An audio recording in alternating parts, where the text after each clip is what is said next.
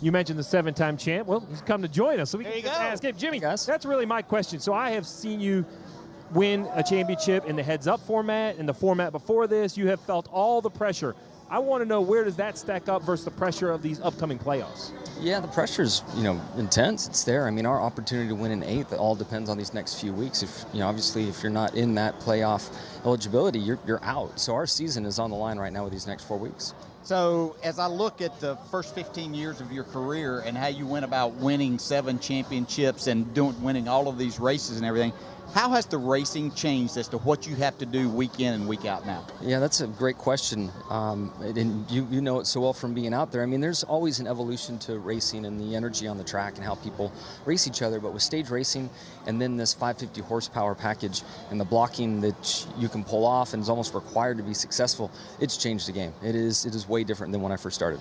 Last Sunday, you had a great run going at Watkins Glen, and then you and Ryan Blaney had contact. Afterwards, you had words, kind of exchanged some words through the media today. So kind of walk me through your thought process. Has it changed after the incident at all? And you and Ryan haven't talked since then, have you? No, we talked after the race. We just have different opinions. I mean, we've both been talking. The media's asked us 500 questions, and everybody's running with it. The bottom line is we have different opinions, and we're not the first ones in our sport to have different opinions, and certainly not going to be the last. Does it bother you? You haven't talked at all, or does that not bother you one bit? I mean, he said he was ticked off by your comment after the race about his lip quivering. He didn't like that very much. I was ticked off. I was backwards into the fence. So, I mean, we have different opinions. It's just the bottom line. So it seems to me, though, that everyone's temper seems to be shorter than a recent history. Maybe I just have a short memory. Do you think it's because the racing is so intense at every racetrack? Years ago, you would come to a place like Michigan. It used to be strung out a little bit. How good was your car? A little bit of give and take. There is zero give and take at any racetrack anymore. Do you think that pressure just builds over the course of the year, and then a run-in at Watkins Glen, whether it's you or Kyle Busch, there's a long list I could go through. Yeah. Do you think it finally adds to that? No, it does, and not just in a calendar year, but you have 2 or 3 years of the stage racing and what comes with it. This generation of young guys coming in and driving this 550 package are going to exploit these differences even further then as time goes on. So it's only going whichever direction, up or down, however you want to look at it.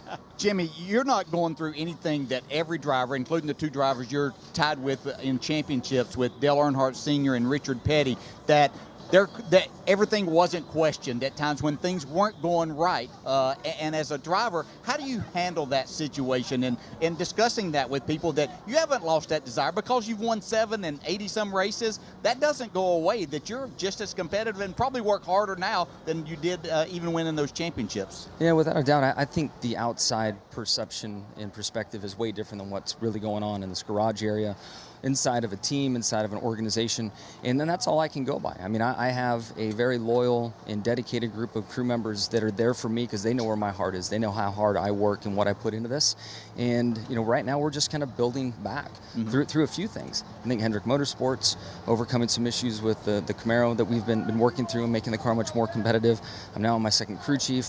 So, there are a lot of variables there that we're working through right now, and I know we're heading in the right direction. Yeah. You mentioned the crew chief. I thought big news, a week and a half ago, you made the change. Cliff Daniels on top of the pit box. Throw him right into the pot. Hey, call your first race in a road course. Thanks a bunch.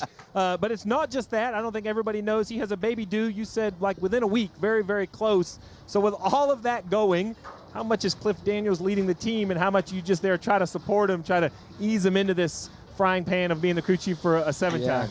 He's handling it so well. He's doing great so far.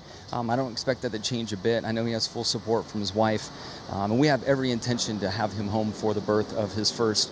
They're one of the few out there that still wait to find out what the sex of the baby is until it's born. Just might give you a little more of a view in the side of Cliff and his relationship with his wife. They're all in. Cliff is fully committed to this program.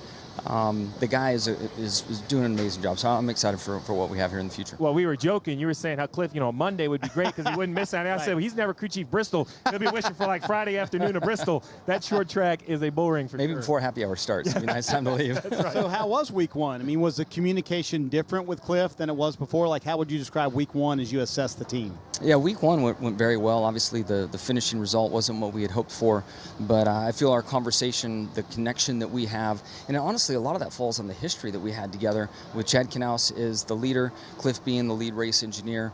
When he came back in Sonoma, that just started clicking again, and there was that conversation, and things just went to a deeper level quicker, and that's just something you have to have in the sport. And it wasn't easy, and it wasn't a fun decision to make, but it's one that we felt we had to do for the team, and here we are today. So we all owe you a thank you, by the way, because you're wearing the helmet cam this weekend. Yeah. So kind of take Glad us to through do your it. qualifying lap, because I noticed, how bumpy it was once you came on the apron, but it's cool that you're willing to give us this insight, Jimmy. Yeah, happy to do it. I mean, from qualifying to from practice to qualifying, we can enter the track higher and run higher and build more speed. So your out lap is just trying to run as high as you think you can, where that PJ1 is worked in. Run the traditional line through 1 and 2. And then in qualifying here lately, we've been running the bottom at 3 and 4. I saw a couple guys up in the second groove, more traditional lane, but with this low horsepower and high drag, the shortest distance seems to prevail more often. So you just chase that line and you just keep on chasing it off at turn 4 right down the front stretch. Do you feel the speed here at Michigan when you're with other cars? I mean, we always talk about how high the speeds are here. Yeah, in the draft, you definitely feel it. And to me, there's been a huge difference from race 1 to race 2 here in Michigan. And for myself, I think we're 3/4 of a second faster than what we qualified in the spring. So you can feel the speed. So take me to Sunday and the approach. You have been in all these different battles. When you're out there on Sunday, do you want to be informed about where the guys you're racing for in the bubble? Do you just worry about the 48 car? What's the 48 and you specifically your approach to this race? Man, you want the easiest scenario where you're up front all day long and nothing matters, right? You can't check that box. You can't check that box. I'm not going to give you that as an I option. hear you. I'm aware. I definitely am aware. I'm trying to maximize any opportunity I have on track. We're obviously looking at stage points and how that sets up for the end of the race. I think we're all surprised how important track position was here in the spring. Everybody's going to have that in mind, and at least the amount of time on pit road you can spend, I think, is going to be the move. Have you allowed yourself to think, what if it doesn't work out in the next 4 weeks? Have you processed that at all and said, how are we going to handle that if we don't make the playoffs? No, not really. I mean, we know the urgency that goes into it, but we can't change. If that happens, it happens. And all I can work on now is my effort, my attitude. Sure. That is at 100% on both fronts, and I hope we get in. Appreciate you joining. I know it's a big week. Ally, base just up the street, big paint in the infield grass. So big week for the new sponsor. It is. Ally's been a great supporter for the team and the sport, and we were just down the street at a Boys and Girls Club this morning, doing it right and helping some people out there too. That's great. Busy Great week stuff. for Jimmie Johnson. We mentioned the fact that at 9 winners in the last 9 races, you can make it 10 for 10. I would really Sound enjoy like a that right plan? now. Yes, sir. Hey Motorsports fans, thanks for watching. Make sure you hit subscribe before you go for all the latest news and highlights across motorsports.